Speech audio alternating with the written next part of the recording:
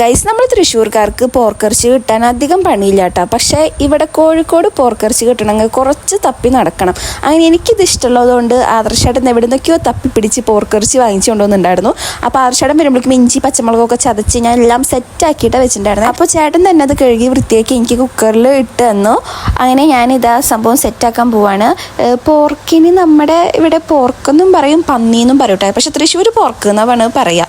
അങ്ങനെ ഞാൻ അത് കുക്കറിൽ വെച്ച് സംഭവം വിസിലൊക്കെ വന്നു. പിന്നെ ഇതാ എനിക്കുള്ള മസാല സെറ്റാക്കാണ്. ഉള്ളി പച്ചമുളകൊക്കെ നന്നായിട്ട് വഴറ്റി ഇഞ്ചി പച്ചമുളക് ഇട്ട് അത് കഴിഞ്ഞാൽ മസാലപ്പൊടികളൊക്കെ ചേർത്ത് നല്ല രീതിക്ക് മിക്സാക്കി അതിലേക്ക് കുറച്ച് സോസ് ഒഴിച്ച് അങ്ങനെ കുക്കറിൽ വേവിച്ച് വെച്ച പോർക്ക് മസാലയിലേക്ക് ഇട്ട് നന്നായി ഇളക്കി അതിലും ഗരം മസാലയും കുരുമുളക് പൊടി മല്ലിയിലും ഇട്ട് നന്നായിട്ട് ഇളക്കി ആദ്യത്തെ ഒരു പീസ് എടുത്ത് ആദർശേട്ടന് ടേസ്റ്റ് ചെയ്യാൻ കൊടുത്തപ്പോൾ ആദർശേട്ടന് ഭയങ്കര ഇഷ്ടപ്പെട്ടിട്ടുണ്ടായിരുന്നു. അങ്ങനെ ആദർശേട്ടന് ഇത് പോരാ കുറച്ചും കൂടി വേണമെന്ന് പറഞ്ഞിട്ട് അടുക്കളയ്ക്ക് പോവാണ്. അങ്ങനെ നമ്മൾ ഫുഡൊക്കെ കഴിച്ചു. അപ്പോൾ നമ്മുടെ വീഡിയോ ഇത്രയേ ഉള്ളൂ. ടാറ്റ ബൈ.